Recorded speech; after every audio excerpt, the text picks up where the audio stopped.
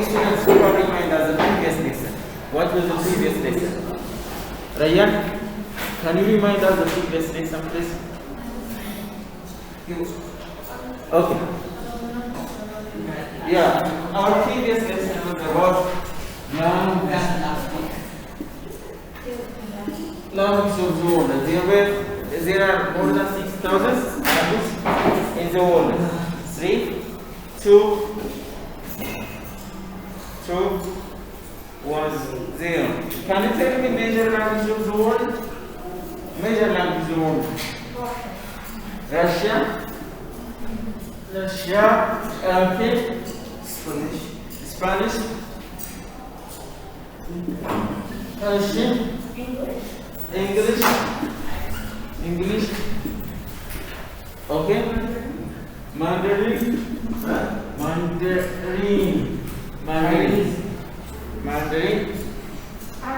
Arabic,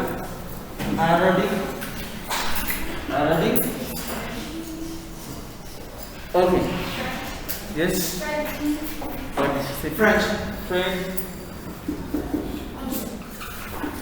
These are major languages of the world. Which one of the following is widely spoken language in the world? Widely spoken. English is widely spoken language due to different reasons. As you have said, okay, do you have another marker?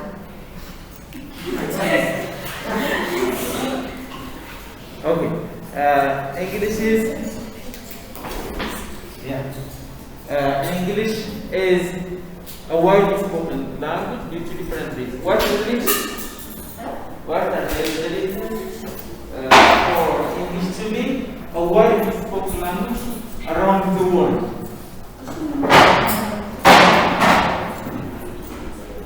Okay. During colonization, the people that were slaves were supposed to speak English. Yeah, there is one thing. The same never said in the British Empire. The same never said in the British Empire. Is that saying this? This is the same. This is the same. You know the reason? Yeah. Why is that, please? Because the British Empire never lets the slaves work. Even if this sets down, they still No.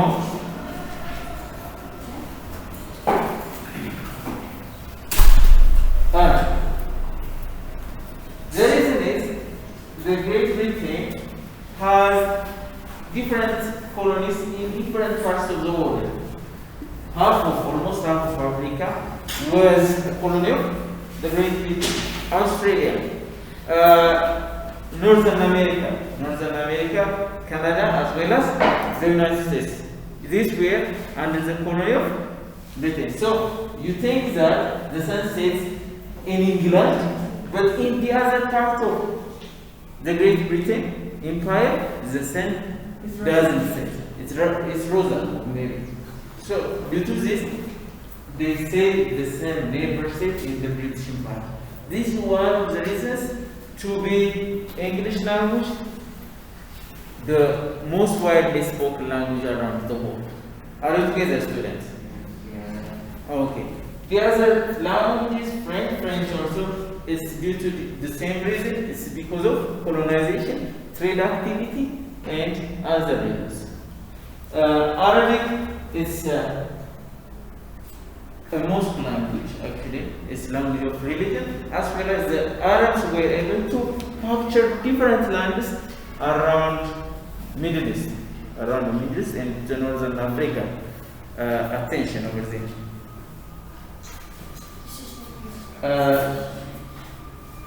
Which language has the largest number of speakers? Okay. Mandarin. This Chinese language, Mandarin, has the largest number of speakers. More than 600 million speakers. So spoke Mandarin, whereas English is about 400 million speakers. So this is all about the language of the world.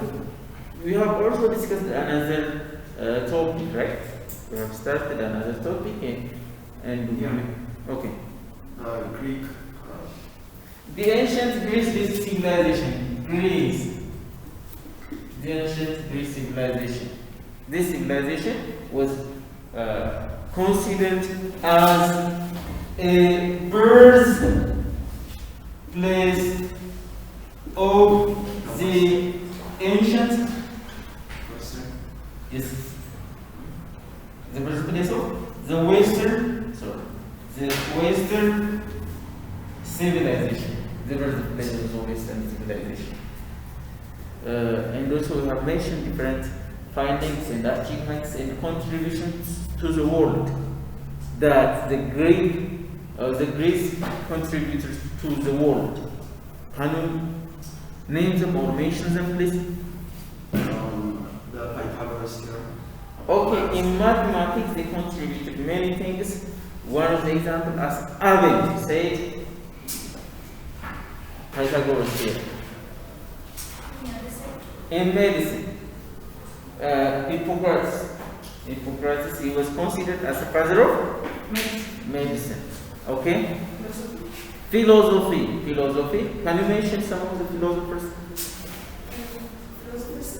And your answer to yes? Democracy, one of the philosophy, one of the country that they contribute to the world is that democracy. These were the contribution of, okay? Birthplace of Western civilization. Yeah, but what was the contribution of the ancient Greece? Okay. Literature and art. These were the contribution of the ancient world. We will continue about ancient world civilization today too.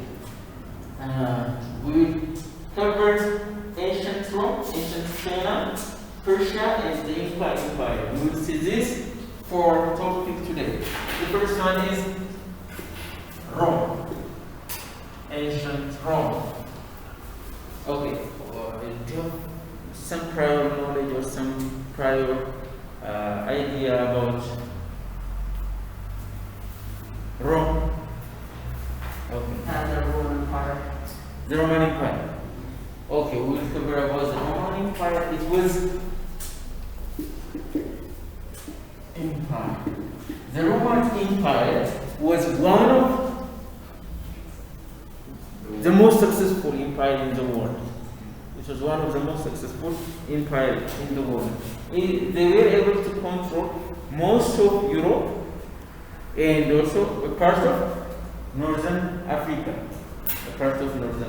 So, the Roman civilization was one of the ancient civilizations that contributed lots of things to the world, and also they were considered the most successful empire in the world. Here, the first people of Rome were called Latins. Latin language, you know Latin language, right? The people, the first inhabitants, the first people of Rome were called Latins. Latin nowadays is church language in the Roman Catholic Church, and also it is a source of other language. Other languages emanate from Latin. For example, French, English, their base was Latin. They emanate from Latin language. And the other thing about 500 BC, actually 509 BC. The ancient Rome emerged. And it was a republic. A republic means a government which was made out of the agreement of people. People agree and they elect their leader or the consul, and they lead the state. That kind of state is called republic. In our country, the nomenclature of Ethiopia, Federal Democratic Republic of Ethiopia. It was Federal Democratic Republic of Ethiopia. Federal Bangladesh. Okay. The leaders of the republic were called consuls. The leaders of the republic were called consuls. Not only that, the ancient Roman people were divided or classified into three. There was a class division. The first group was called patricians. The other one is equites. And plebeians.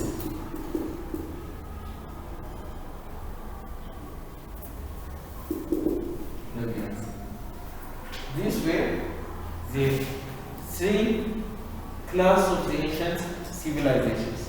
The three classes of the ancient civilizations. Patricians can be considered as high-class society, equites as a middle class, and plebeians as a middle class. Here is the definition. On each textbook, the patricians were the richest nobles. The equites were rich, but they were not nobles. The plebeians were farmers, craftsmen, shopkeepers, and laborers. There were also a large number of slaves.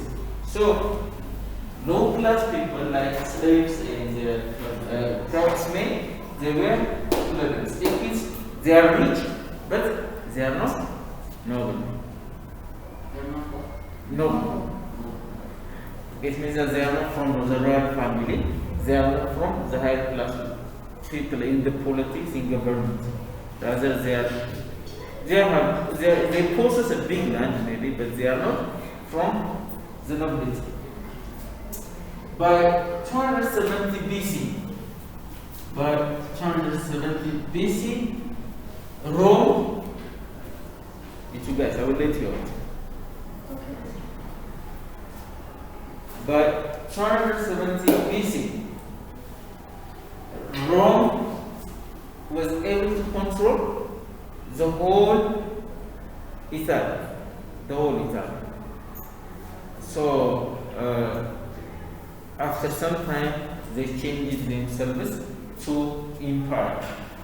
One of the most successful leaders of the ancient Rome was Julius Caesar. Augustus Caesar, you know them, right? Julius Caesar was one of the most successful militaristic person in ancient Rome. He was a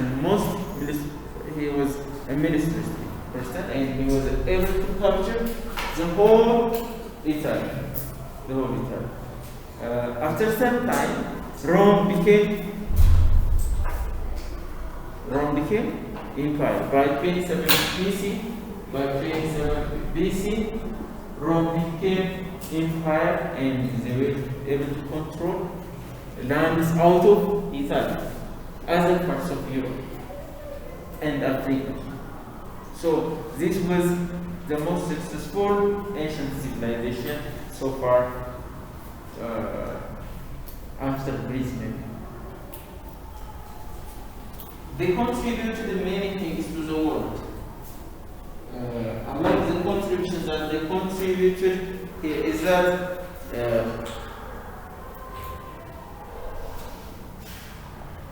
Roman laws.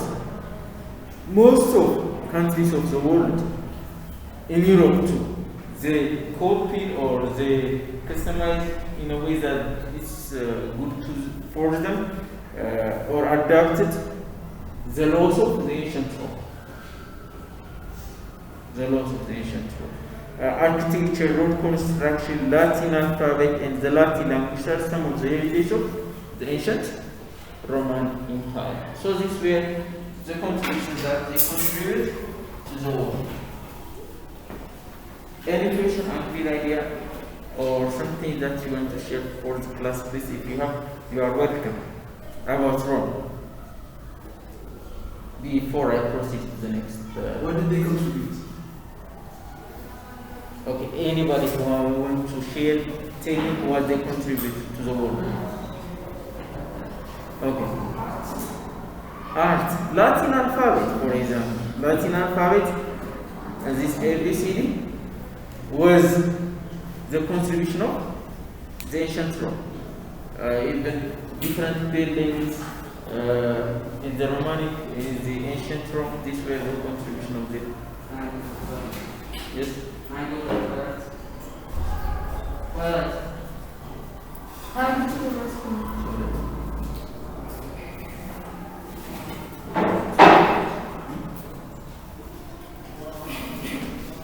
Okay. So as I said, architecture, building, art, in science, they contributed to the world.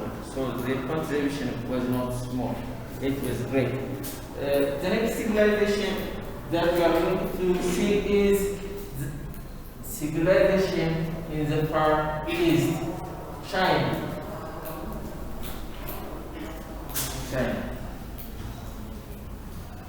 China civilization was one of the ancient civilizations in the world. It was considered as one of the ancient civilizations of the world. The first civilization in China was expressed around yellow river. As I've said before, most of the civilization in the world are based upon along the river valleys. For example, the ancient Egypt civilization is along the river valley of Nile. The other civilization, when we see, for example, Indian civilization. What about Aksum? Aksum civilization, it was not based upon river valleys actually. But most of ancient civilizations, including China, are based upon river valleys, or they are along the river valleys, because people start settle in a place which is convenient to agricultural activities. So when they settle, when they start to get more harvest, they start to stay there and they start to build their urban centers around the river valleys. In time, those civilizations became bigger and bigger and bigger. The same thing in China, the same thing in Egypt, the same thing in Persia. So different civilizations are based civilization are in the river valleys. The first dynasty was Shang dynasty. When Shang dynasty was overthrown, a new dynasty was able to control the throne.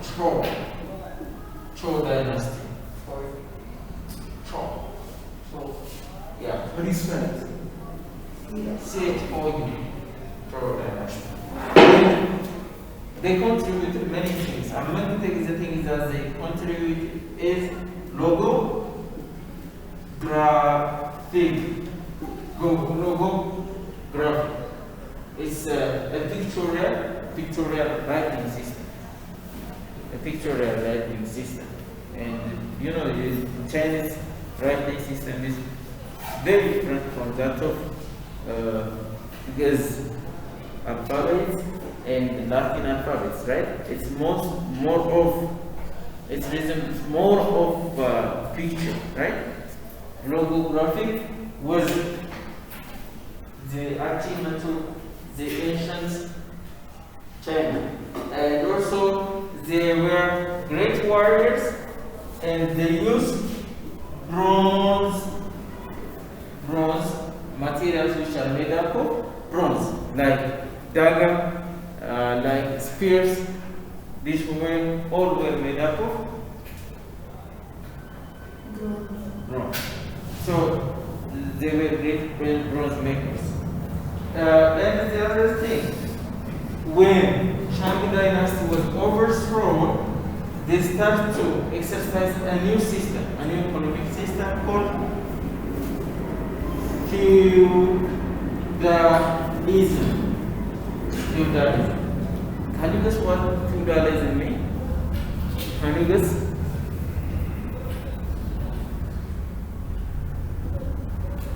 Okay. It's an economic activity based upon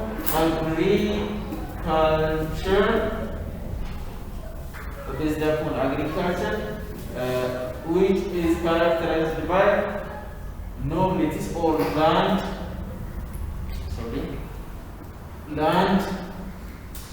lords possess a very vast land, but under the landlords there are tenants or serfs.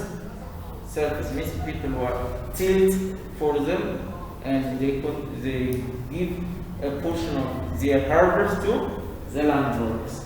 Whenever the landlord likes or dislikes them, he can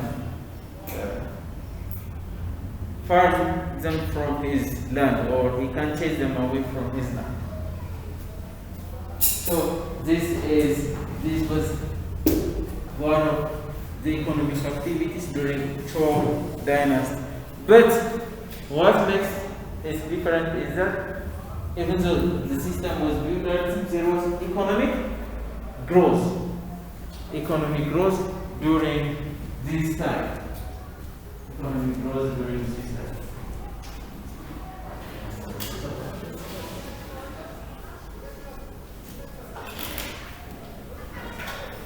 So we can take their contribution to the world. They contribute many things to the world.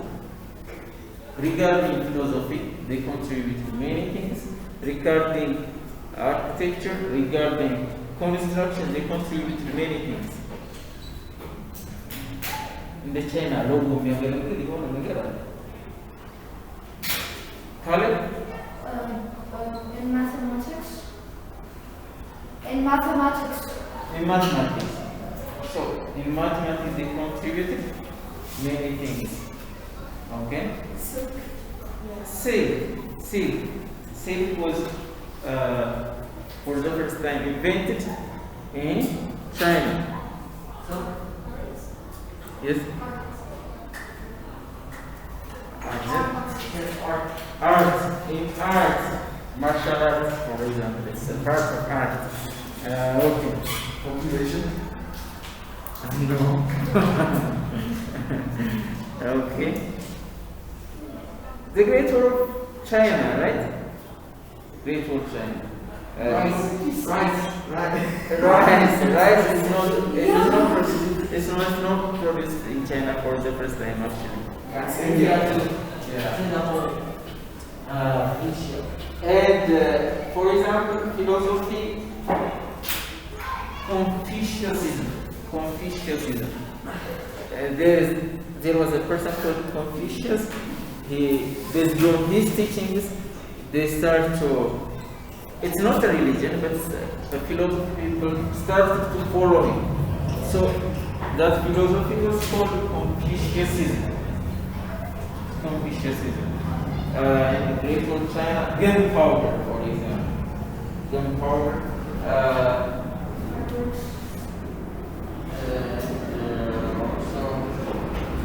Printing, using of coal as a source of energy. Coal.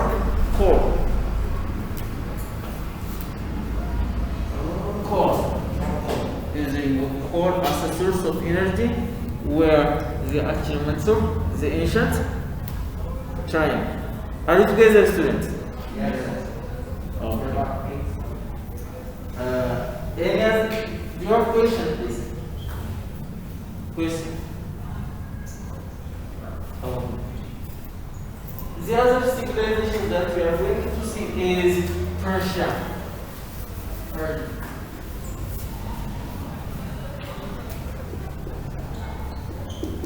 Okay.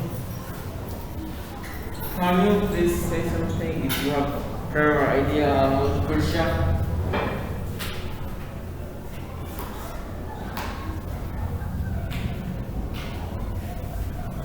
What countries do you think it constitutes?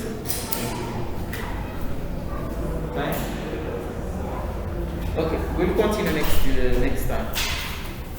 Until next time, see you.